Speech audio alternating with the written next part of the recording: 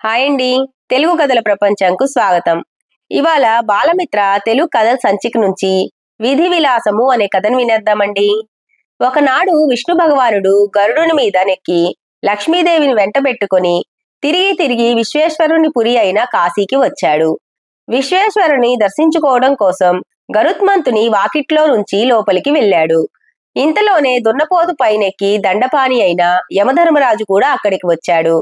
ద్వారం దగ్గర ఉన్న గరుత్మంతుణ్ణి చూసి యముడు ప్రణామం గావించి నవ్వుతూ కుశల ప్రశ్నలు అడుగుతూ, గరుడా, నీవెందుకు ఇక్కడ నిలబడ్డావు అని అడిగాడు.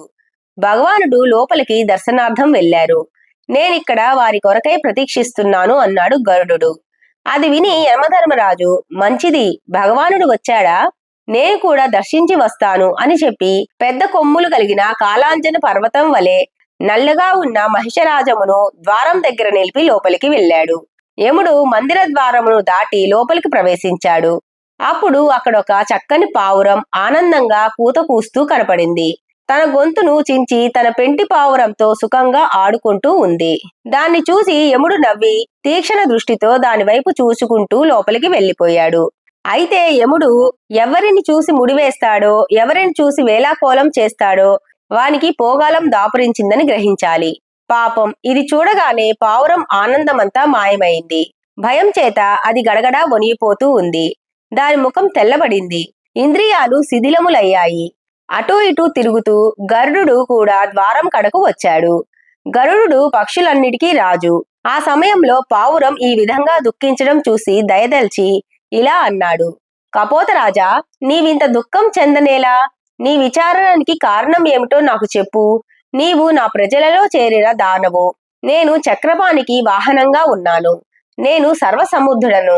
నీ దుఃఖమును నేను సర్వవిధాలా పోగొట్టు సమర్థుడను. నీ చింత ఏమిటో చెప్పు. నాకు చేతనైన సాయం చేయగలవాడను. నన్ను నీవు నమ్మి నీ కష్టాన్ని వివరించు అన్నాడు. పావురం గడగడా వణుగుతూ ఇలా అంది, పక్షిరాజా, దీనబంధో, యమరాజిప్పుడు నన్ను చూసి కనుబొమ్మలు ముడిచి తీక్షణ దృష్టితో చూసి నవ్వుతూ వేలాకోలంగా వెళ్లిపోయాడు.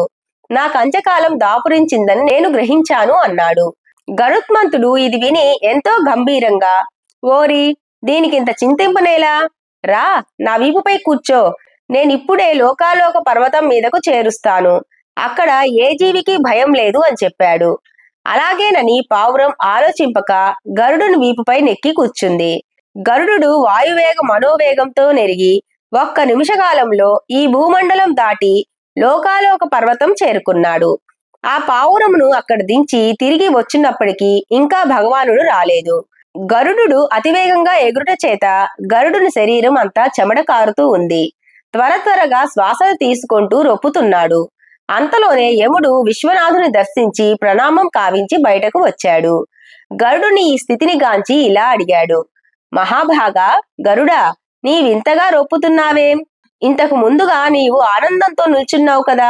ఈ స్వల్ప కాలమునకే నీ శరీరం అంతా ఏల చెమట చేత తడిసిపోయింది. నీవు చాలా అలసినట్లున్నావు. కారణమేమి అని అడిగాడు. అందుకు జంకుతూ గరుడు, ఏమి చెప్పమన్నావు యమధర్మరాజా? నీవందరినీ బాధించుతుంటావు.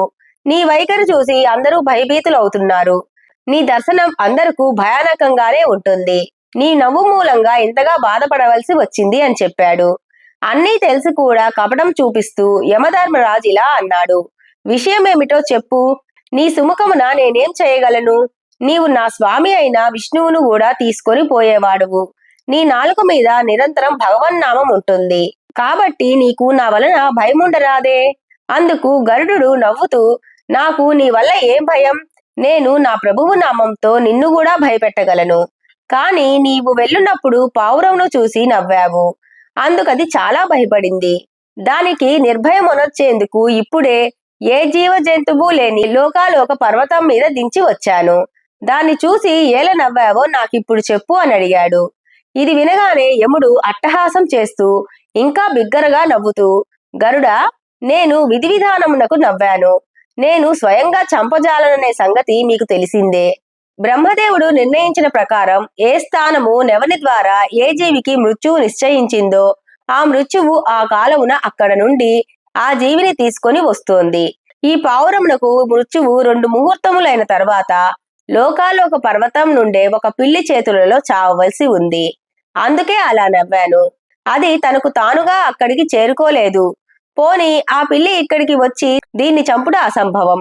అది స్వయంగా ఇక్కడికి రాజాలదు. మృత్యువు దీనికి 2 గడియలలో ఉంది. ఎలా జరగగలదు? కాబట్టి ఓ గరుడా, నీవు దాన్ని మృత్యువు ద్వారం వద్ద దించి వచ్చావు సుమీ. ఆ పిల్లి ఆకలి చెంది ఉంది. నేడు దానికి ఆహారం లేదు కాబట్టి చచ్చిపోయేది. కాని ఇప్పుడు ఆ పావురాన్ని తిని అది బ్రతికింది. పావురం అప్పుడే నా లోకానికి వచ్చింది కూడా. అది విని గరుడు నవ్వి, ఆహా, విధి విలాసం ఎటువంటిది అని తనలో తాను నవ్వుకున్నాడు. తను పావురానికి మేలు చేద్దామని, మృత్యుబారి నుండి తప్పించి రక్షించుదామని ఎక్కడో దూరంగా లోకాలొక పర్వతం పైన కాకులు దూరని కారడవి, చీములు దూరం చిట్టడవిలో దాచిపెట్టి మరీ వచ్చాడు. కాని ప్రయోజనం ఏముంది? అనుకున్నట్టు ఆ గడియ కల్లా ఆ పావురం అక్కడే ఆ పిల్లి చేతుల్లో చావాలని ఉంది. అందుకే తన శ్రమంతా వృధా అయిందని, విధిని ఎవ్వరూ ఎదిరించలేరని అనుకున్నాడు గరుడు. ఇది విని నవ్వుకుంటూ యముడు తన లోకం వెళ్లిపోయాడు. గరుడు భగవంతుని వైకుంఠమునకు తీసుకొని వెళ్లిపోయాడు. ఇంతటితో కథ కంచికి, మనం ఇంటికి. ఈ కథ గనక మీకు నచ్చినట్లయితే లైక్ చేసి, షేర్ చేసి, కామెంట్ చేసి మన ఛానల్ కి సపోర్ట్ చేసేయండి ఫ్రెండ్స్. ఇక ఉంటానండి. By by.